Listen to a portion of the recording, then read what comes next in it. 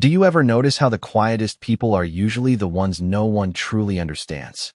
The words hung in the morning air of Fort Reynolds like something unfinished, something the wind refused to carry away.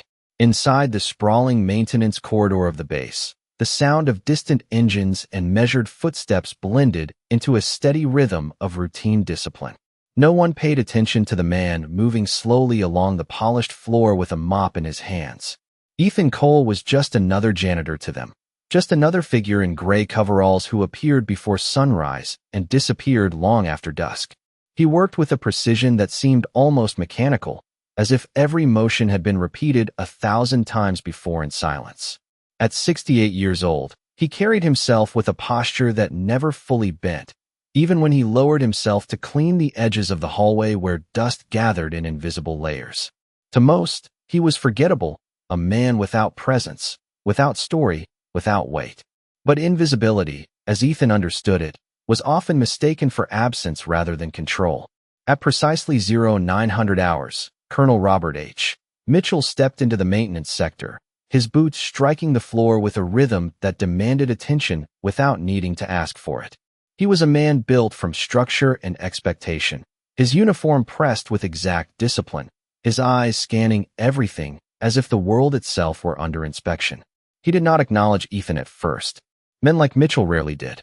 He was focused on a systems issue reported earlier that morning, something involving unauthorized access logs deep within the base network. The atmosphere in the corridor tightened slightly as two junior technicians stepped aside to allow him passage. Mitchell stopped in the center of the hall, his gaze narrowing as he reviewed a tablet in his hand. Without looking up, he spoke in a firm, controlled voice that carried effortlessly through the space. All personnel in this sector respond to Drill Protocol 7. It was not a question. It was not even meant to be a request. It was a test, one of those unpredictable commands designed to measure readiness and instinct. For a brief moment, nothing happened. The technicians glanced at each other, uncertain. Ethan paused mid-motion, mop resting lightly against the floor. The corridor seemed to hold its breath. Then, something subtle shifted. Ethan Cole slowly straightened. The movement was not rushed, not forced, but exact, as though his body recognized the structure of the command before his mind acknowledged it. His shoulders squared, his stance adjusted, and his eyes shifted into a focused stillness that did not belong in a janitor's routine. He turned slightly, aligning himself with an invisible point in the corridor, as if responding to an order only he could hear clearly. Colonel Mitchell noticed immediately. His eyes lifted from the tablet for the first time. There was a pause, a hesitation that did not belong to him. Ethan's movements were not dramatic, not exaggerated, but disturbingly precise. Every transition smooth, every position aligned with trained familiarity. A younger sergeant standing nearby frowned, whispering under his breath, unsure of what he was seeing. Mitchell lowered the tablet slowly. "That's not standard response protocol," he said quietly, though the certainty in his voice had begun to shift. Ethan did not respond. He simply held his position for a moment longer, then returned to his work as if nothing had happened at all. The mop met the floor again, the corridor returning to its earlier rhythm. But something in the air had changed. Mitchell's gaze remained fixed on the janitor as he walked past, his mind calculating something that did not fit into any report or briefing he had reviewed. There was discipline in that movement, the kind that did not come from training manuals or simulation drills. It was older, deeper, something learned under conditions that did not exist on paper. And for the first time since arriving at Fort Reynolds, Colonel Mitchell felt the unsettling impression that the man cleaning the floor beneath his feet was not where he truly belonged. Colonel Robert H. Mitchell remained in the maintenance corridor long after the janitor had resumed his work. The rhythmic sound of the mop against the polished floor should have been ordinary, background noise in a military installation where discipline was measured in routine and repetition. Yet nothing about Ethan Cole felt ordinary anymore. Mitchell stood near the center of the hall, his tablet still in hand, though his attention had shifted entirely away from the data on the screen. Around him, the base continued its structured movement, technicians walking with purpose, distant engines humming through reinforced walls. But within this narrow corridor, something subtle had changed in the way attention itself behaved. Mitchell replayed the moment in his mind again and again, The instant Ethan had responded to the command without hesitation, without verbal acknowledgment, as if the instruction had bypassed conscious thought entirely and gone straight to something deeper. It was not simply compliance. It was recognition. A young staff sergeant approached cautiously from the side, holding a folder of maintenance logs. He spoke in a low voice, careful not to interrupt the colonel's thoughts. "Sir, the janitorial staff is not listed in any response drill protocol." Mitchell did not immediately answer. His eyes remained fixed on Ethan, who was now moving methodically along the edge of the corridor, cleaning with the same controlled precision as before, as though nothing unusual had occurred. Finally, Mitchell spoke, his tone quieter than before, less authoritative and more analytical. "I did not expect a response from him either." The staff sergeant hesitated, uncertain how to interpret the statement. Mitchell turned slightly, lowering his voice further. "Pull every available record on Ethan Cole assigned to Fort Reynolds. Full employment history, background clearance, and any prior federal or contractor affiliations." The request carried weight beyond routine verification. It was not curiosity. It was suspicion shaped by recognition of something unclassified, yet unmistakably trained. As the sergeant moved away to comply, Mitchell took a slow step forward, closing the distance between himself and the janitor. Ethan did not react to the approach. He continued his work, focused on a section of floor that had already been cleaned twice. The colonel stopped several feet away, observing quietly. "Mr. Cole," he said after a moment, choosing formality as a means of testing response. Ethan paused, but only briefly. He lifted his head slightly, acknowledging the presence without turning fully. "Yes, sir," he replied in a calm, steady tone. Mitchell studied him closely. There was no tension in Ethan's posture, no sign of nervousness or defensiveness. Only control. The kind of control that did not require validation. "You responded to a classified drill command earlier," Mitchell said. "That was not part of your assigned duties." Ethan remained still for a moment longer than expected before answering. "I heard a command," he said simply. "So I responded." The answer was straightforward, almost too simple, yet it carried an undertone that unsettled Mitchell more than any elaborate explanation could have. He narrowed his eyes slightly. "You are not enlisted," he stated. Ethan resumed his cleaning slowly, his voice calm. "No, sir." The pause that followed stretched just long enough to feel intentional. Mitchell glanced toward the end of the corridor where the staff sergeant had disappeared, then back at Ethan. "Then where did you learn to move like that?" he asked. The question lingered in the air, heavier than the previous ones. Ethan's hand paused briefly on the mop handle. For a moment, there was only the distant hum of the bass, steady and indifferent. When he finally spoke again, his voice carried no pride, no hesitation, only memory restrained by discipline. From a time when not responding was not an option. Mitchell did not reply immediately. Something in the answer pressed against assumptions he had built over decades of service. He looked at Ethan differently now, not as a janitor standing in a hallway, but as a man whose past had not been accounted for in any file he had yet seen. And for the first time since arriving at Fort Reynolds, Colonel Mitchell understood that the most significant systems in any military environment were not always the ones listed in operational reports, but sometimes the ones quietly cleaning floors in places no one bothered to question. The corridor at Fort Reynolds felt different now, though nothing visible had changed. The fluorescent lights still hummed overhead.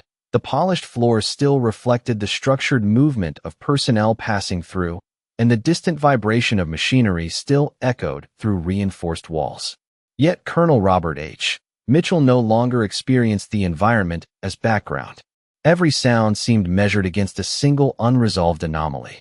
Ethan Cole continued his work with the same quiet precision, moving methodically along the corridor as if the conversation moments earlier had never occurred. His hands guided the mop with steady control, his posture unchanged, his attention anchored fully in routine. But Mitchell was no longer observing routine. He was observing behavior that refused to fit into any expected category. The staff sergeant returned within minutes, carrying a digital tablet. He stopped beside the colonel and lowered his voice. "Sir, I pulled everything available. Employment records are minimal. He has been assigned to Fort Reynolds for approximately 7 years under civilian maintenance contractor status. No prior enlisted service is listed." Mitchell took the tablet without immediately responding. His eyes scanned the information, but the data felt incomplete, almost deliberately sparse. 7 years of continuous presence without meaningful background progression, no verifiable military record, no deployment history, nothing that explained the precision he had just witnessed. That does not align with his response behavior, Mitchell said quietly. The staff sergeant hesitated. Sir, there is no indication he has any formal training beyond facility maintenance certification. Mitchell returned the tablet. Then the behavior is learned outside formal systems, he replied. His voice was controlled, but the implication beneath it was not. He turned his attention back toward Ethan, who was now near the far end of the corridor, adjusting a cleaning cart with exact alignment, every motion deliberate and economical. Mitchell began walking again, closing the distance once more. This time, he stopped within direct conversational range. Mr. Cole, he said. Ethan paused, then turned. Slightly, acknowledging him without breaking posture. Yes, sir. Mitchell studied him carefully. When I issued that command earlier, your response was immediate and correct. That command is not publicly trained or distributed outside operational units. Ethan did not react outwardly. His expression remained neutral, composed. I recognize the structure of the command, he replied. Mitchell narrowed his focus. And where exactly would you have learned to recognize that structure? For a moment, Ethan did not answer. The silence stretched long enough to feel intentional, not from hesitation, but from calculation. When he finally spoke, his voice remained steady, without emphasis. In environments where commands were not repeated twice, Mitchell absorbed the statement without interruption. Around them, the corridor continued its normal activity, but the space between the two men felt increasingly isolated from it. The colonel took a slow breath, adjusting his stance slightly. You understand that response drills at this installation are controlled and documented, he said. An unverified reaction to a classified command is not standard behavior for a civilian contractor. Ethan nodded once, acknowledging the statement without resistance. I understand, he said simply. Mitchell's attention sharpened. Yet you responded without delay. Ethan resumed a light adjustment to the mop handle, then looked back up briefly. Some habits do not require instruction to remain intact, he said. The simplicity of the answer carried more weight than any detailed explanation could have. Mitchell stepped slightly to the side, as if attempting to view Ethan from a different perspective, not physically, but conceptually. He was no longer attempting to categorize the man by job title or employment status. He was attempting to reconcile behavior with absence of record, discipline with invisibility. A junior technician passing nearby slowed briefly, noticing the exchange, then continued walking without interruption. The base functioned around them as usual, unaware of the subtle shift occurring in one narrow corridor. Mitchell spoke again, more quietly now. There are patterns in operational behavior that do not appear in civilian environments. Reaction timing, spatial awareness, command recognition. These are not accidental traits. Ethan paused his movement completely for the first time since the conversation began. When he spoke again, his tone carried no change in volume, but something deeper settled beneath it. Patterns are not always taught in classrooms or documented in files, he said. Mitchell held his gaze. For the first time, the colonel did not respond immediately. The space between them was no longer defined by rank or authority, but by recognition that neither side had fully defined the other. Ethan eventually resumed his work, returning the corridor to its steady rhythm. But Mitchell remained still, watching, as if recalibrating every assumption he had brought into Fort Reynolds. And in that silence, something unspoken began to form, not a conclusion, but the beginning of awareness that the most stable systems were often the ones that had already survived conditions no official record ever captured. Colonel Robert H. Mitchell remained standing in the corridor long after Ethan Cole returned to his routine. The sound of cleaning equipment rolling softly across the polished floor should have been insignificant, yet it now carried the weight of unanswered questions. Mitchell was no longer simply observing a maintenance worker. He was evaluating consistency under conditions that did not normally produce consistency. The staff sergeant approached once more, this time with a slight urgency in his voice. Sir, there is a minor systems alert in the West Maintenance Wing. It appears to be a security access mismatch in the service corridor. Mitchell nodded once, his attention still partially anchored on Ethan. Route it through standard protocol, he replied. The sergeant hesitated. Already done, sir. But maintenance is reporting that manual override is not responding as expected. Mitchell's eyes narrowed slightly. Not responding, he repeated. The sergeant confirmed with a brief nod. Without another word, Mitchell began walking toward the west maintenance wing. Ethan Cole did not immediately follow, but as Mitchell passed, Ethan's motion paused for a fraction of a second, as if registering something unspoken in the shift of environment. Then, without instruction, Ethan adjusted his cleaning cart and moved in the same direction at a steady pace. The west maintenance wing was quieter than the central corridors. The lighting was slightly dimmer, and the air carried a subtle vibration from sealed systems operating behind reinforced panels. Two technicians stood near a control terminal, speaking in low, uncertain tones. One of them turned as Mitchell approached. Colonel, we are experiencing inconsistent response from the access control interface. Manual override is not engaging at expected intervals. Mitchell stepped closer to the terminal, studying the readouts. The system was simple in design, but should not have produced irregular behavior. Has anyone attempted a full reset sequence? He asked. The technician shook his head. Yes, sir. Twice. It returns to the same error state. Before Mitchell could respond, Ethan Cole arrived at the edge of the corridor. He did not speak. He simply observed the terminal from a distance, his eyes moving across the panel indicators with quiet focus. Mitchell noticed him immediately. Mr. Cole, he said, turning slightly.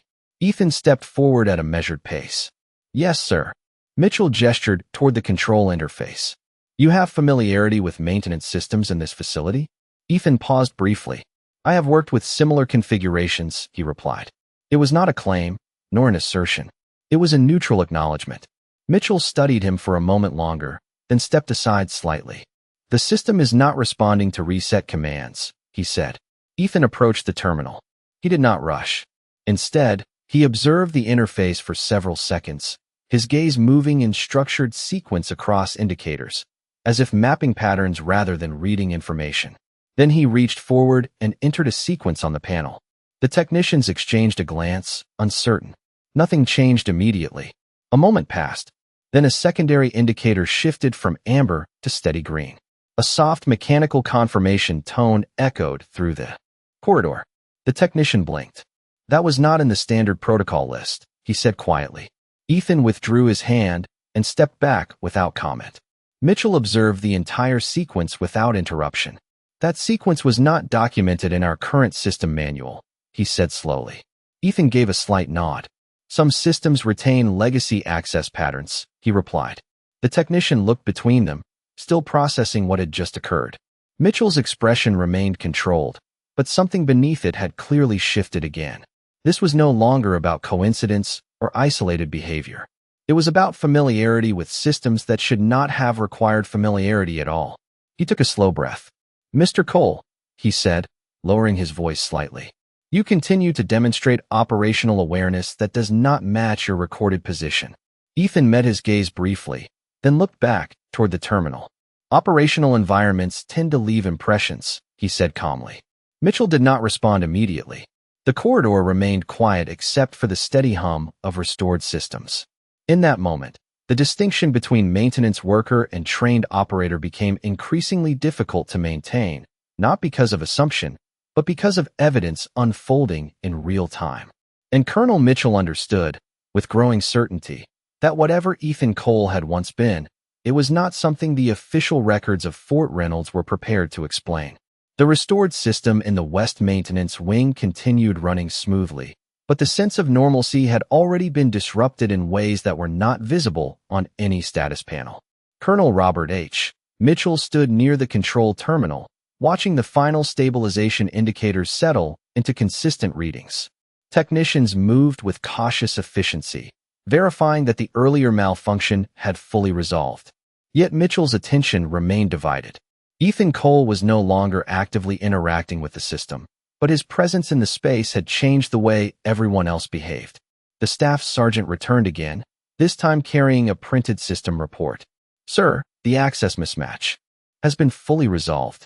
System logs indicate a manual input sequence initiated by maintenance personnel. Mitchell took the report, scanning it briefly.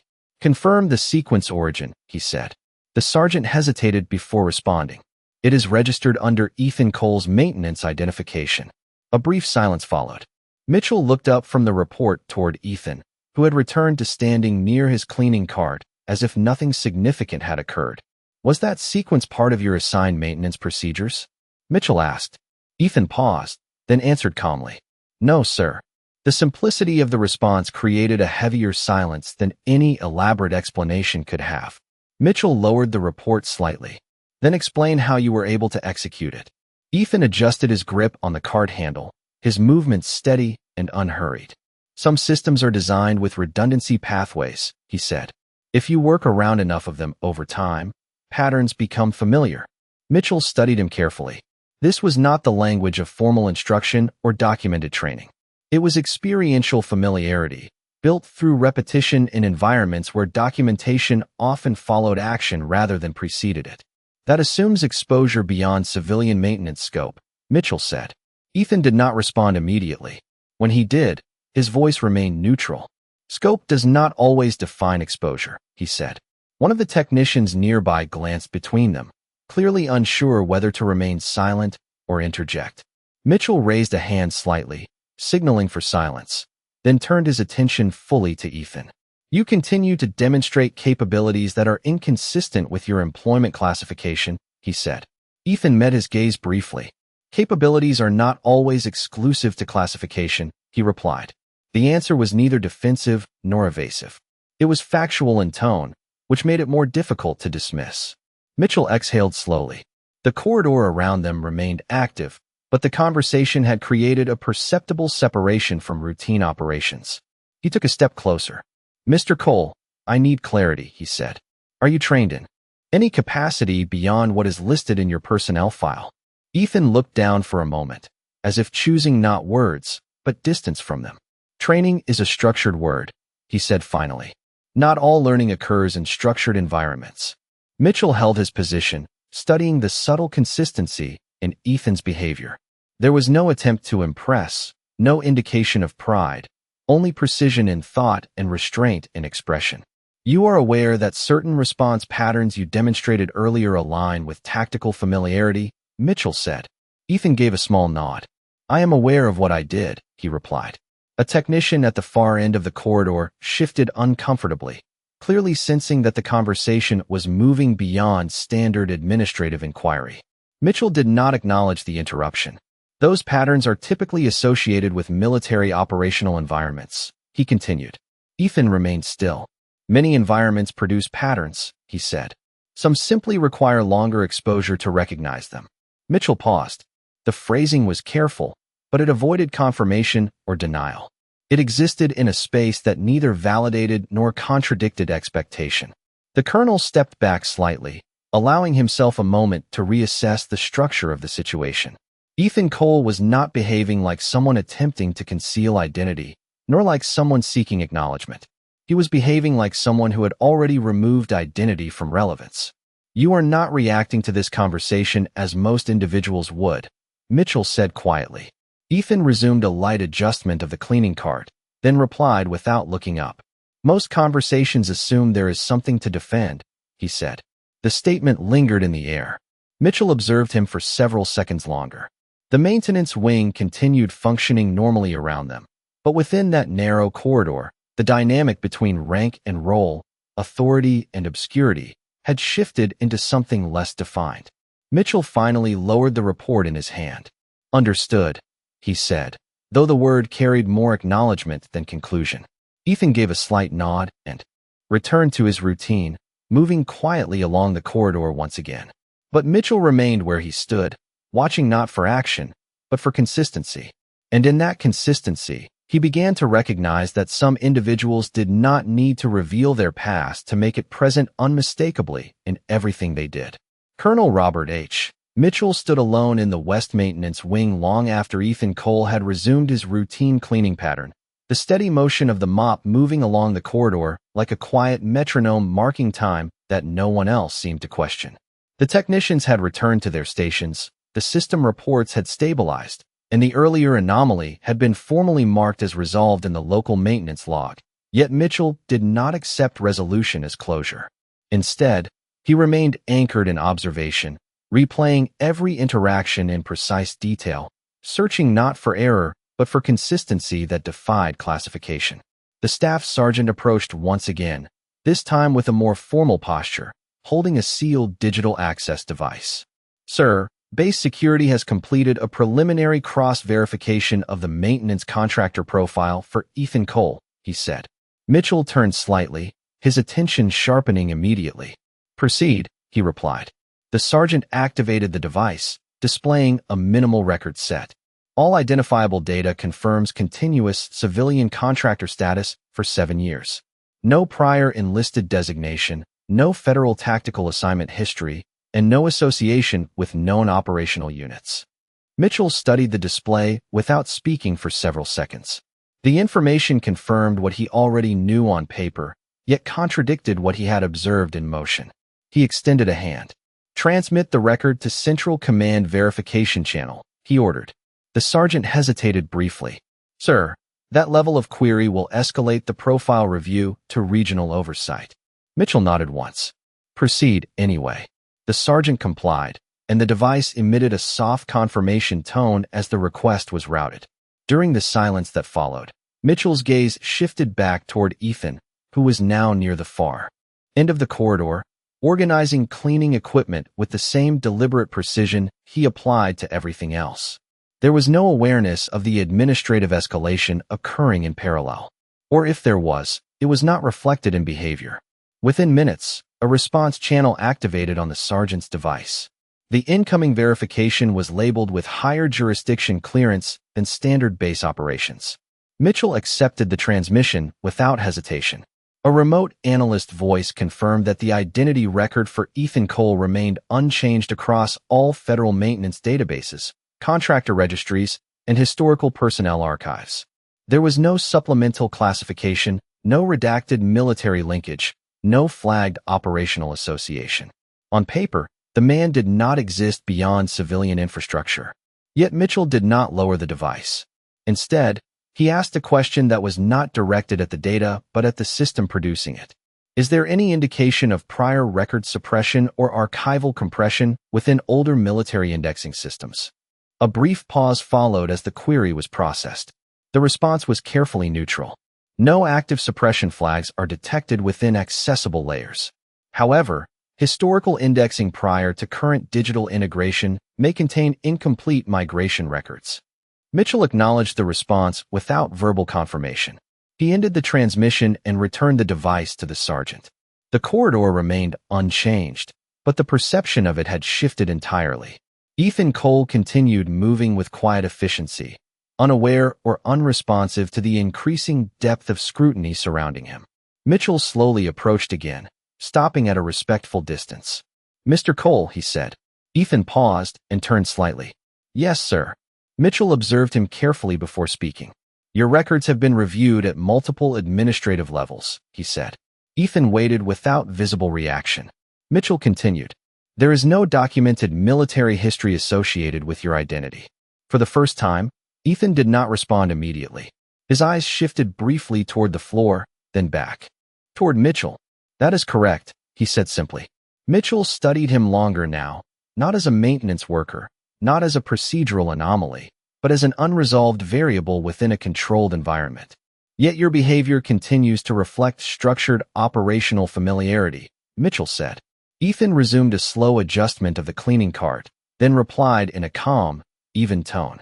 "Structure can exist without documentation," he said. The statement settled between them without resistance or emphasis.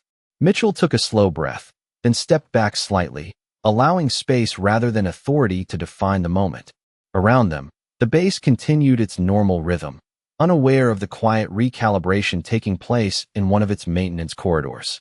And as Colonel Mitchell stood there, observing a man whose existence was verified only by absence of contradiction, he began to understand that the most difficult truths to process were not the ones hidden by secrecy, but the ones that remained completely visible yet refused to be officially recognized.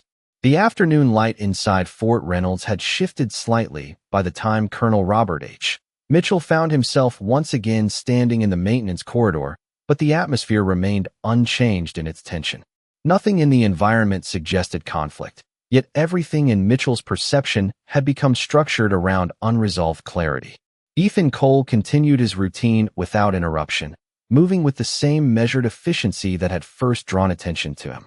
The mop traced deliberate paths across the polished floor, each motion precise enough to suggest repetition refined over years rather than days. Mitchell observed silently for several seconds before speaking. "Mr. Cole," he said. Ethan paused and turned slightly. "Yes, sir." Mitchell kept his voice steady. "There is an ongoing discrepancy between your verified civilian classification and observed behavioral response patterns recorded earlier today." Ethan did not react immediately. His posture remained unchanged, his attention calm and grounded. "Behavioral patterns are not always dependent on classification," he replied. Mitchell nodded, once acknowledging the response without agreement or dismissal. Behind him, the staff sergeant approached again, this time carrying updated communication from Central Command verification. "Sir, there is a secondary response from Regional Oversight regarding the identity review request," he said. Mitchell turned partially. "Proceed." The sergeant activated the transmission. A formal voice confirmed that no additional military affiliation or classified service history for Ethan Cole existed within any active federal or archived personnel systems accessible under current authorization levels.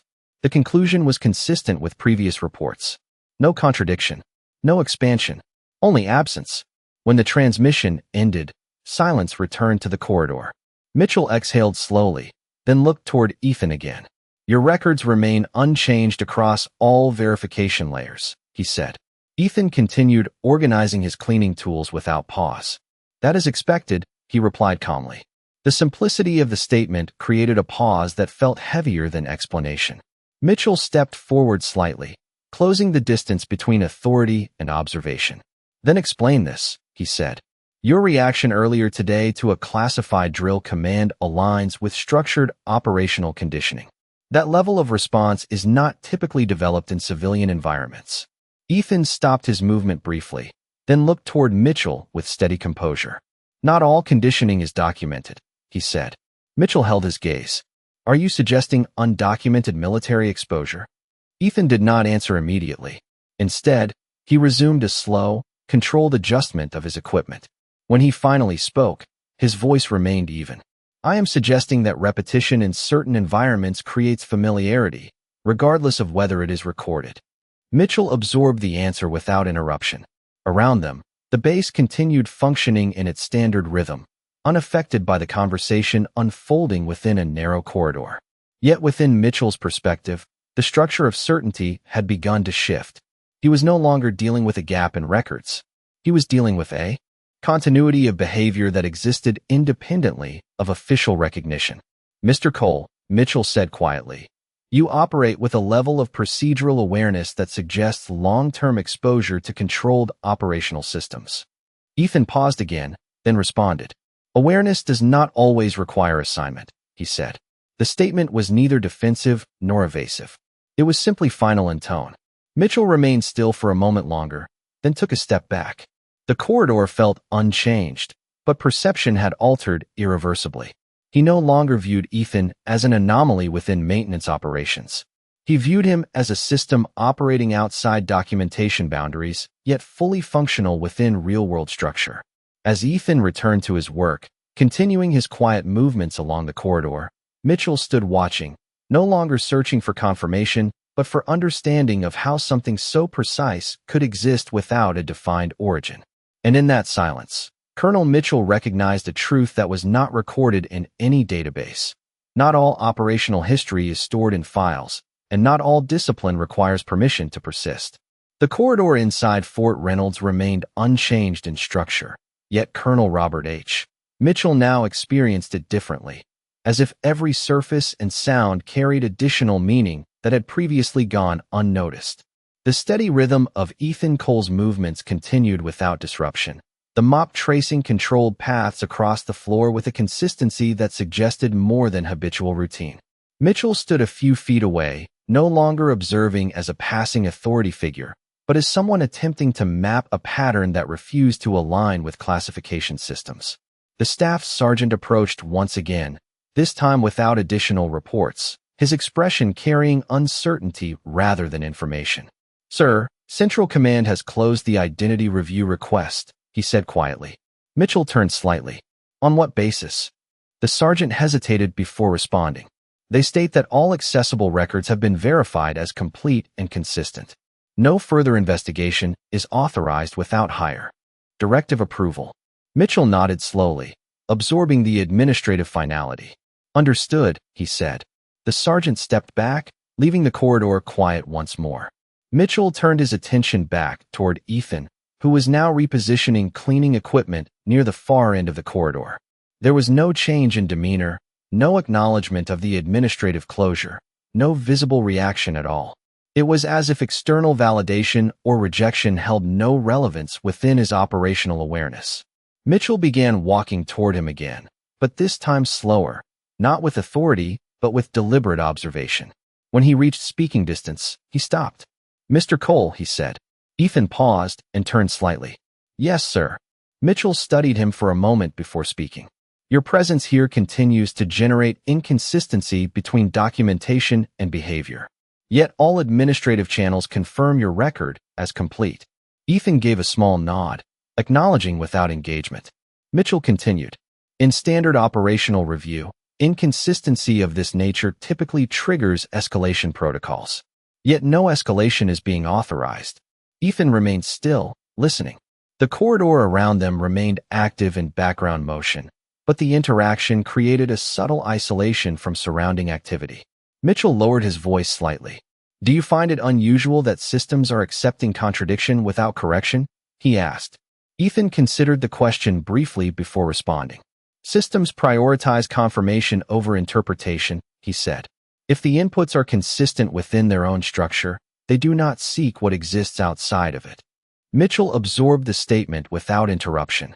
It was not deflection. It was observation framed without institutional dependency. He took a slow breath. "And what exists outside of it?" he asked. Ethan resumed a light adjustment of his equipment before answering. "That depends on what was never recorded in the first place," he said. The response lingered in the air longer than expected. Mitchell looked down the corridor for a moment, observing the routine flow of personnel unaware of the conversation taking place within it.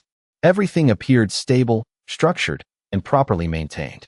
Yet stability, in Mitchell's experience, did not always indicate completeness. He turned back to Ethan. "If your history is not documented, then what defines your operational identity?" he asked. Ethan paused, then spoke with calm precision. "Function does not always require definition," he said. Mitchell did not respond immediately. The answer did not resolve uncertainty, but it reframed it. Ethan returned to his work, continuing the same controlled movement pattern as before, as if the conversation had not altered anything at all. But Mitchell remained standing, no longer focused on records or verification channels. Instead, he was focused on continuity, on behavior that remained unchanged regardless of observation or validation. And within that realization, Colonel Mitchell understood something that no database could confirm or deny.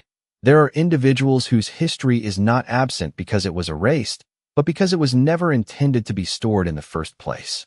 The silence inside Fort Reynolds felt different now, not empty, but settled, as if the space itself had accepted something unspoken and chosen not to challenge it. Colonel Robert H. Mitchell remained standing in the maintenance corridor, no longer searching through systems, records, or procedural explanations. All of those had already reached their limits. What remained was only observation. Ethan Cole continued his work at the far end of the corridor, moving with the same quiet discipline that had never once broken under scrutiny, administrative review, or direct questioning. There was no change in his behavior, no visible acknowledgement that anything significant had occurred, yet everything around him had shifted in how it was perceived. Mitchell slowly approached, stopping at a respectful distance. For a long moment, neither man spoke.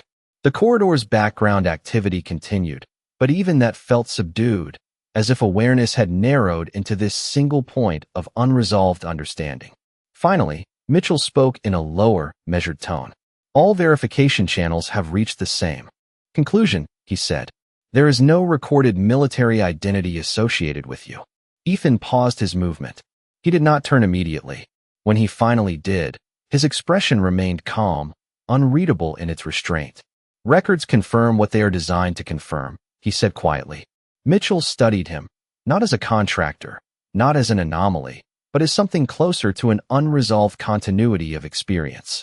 Then what should I be seeing? Mitchell asked. Ethan looked briefly down the corridor, as if considering distance itself rather than the question. You are seeing what remains when documentation no longer applies, he said. The answer settled between them without resistance. There was no attempt at persuasion in Ethan's voice, no need for validation. It was simply a statement of condition. Mitchell exhaled slowly. For the first time since entering Fort Reynolds, he no longer felt the need to reconcile Ethan Cole with institutional structure. Instead, he began to understand that structure itself had limits when applied to lived continuity. A few seconds passed before Mitchell spoke again. When I observed your response to operational commands earlier, he said, it was not imitation. It was precision. That level of response does not disappear with time. Ethan resumed a slow adjustment of his cleaning cart, then answered without looking up. Some things are not stored in time, he said. They are stored in repetition. Mitchell nodded slightly, as if acknowledging something that could not be recorded in any official capacity.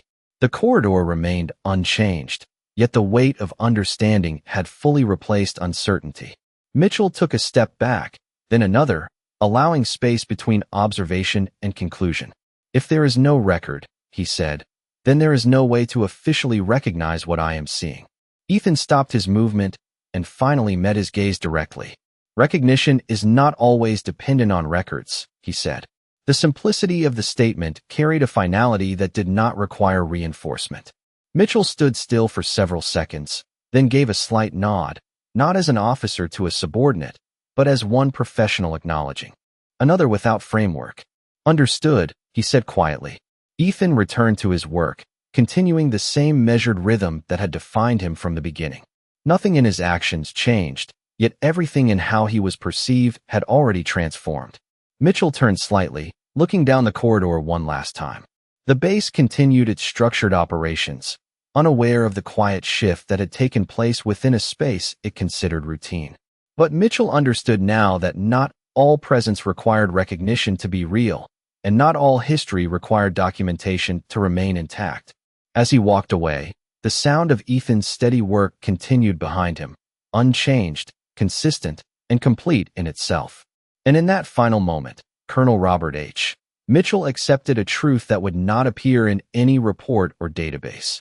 That some individuals do not return from the past because they never truly left it, and their silence is not absence, but continuity carried forward without permission or notice.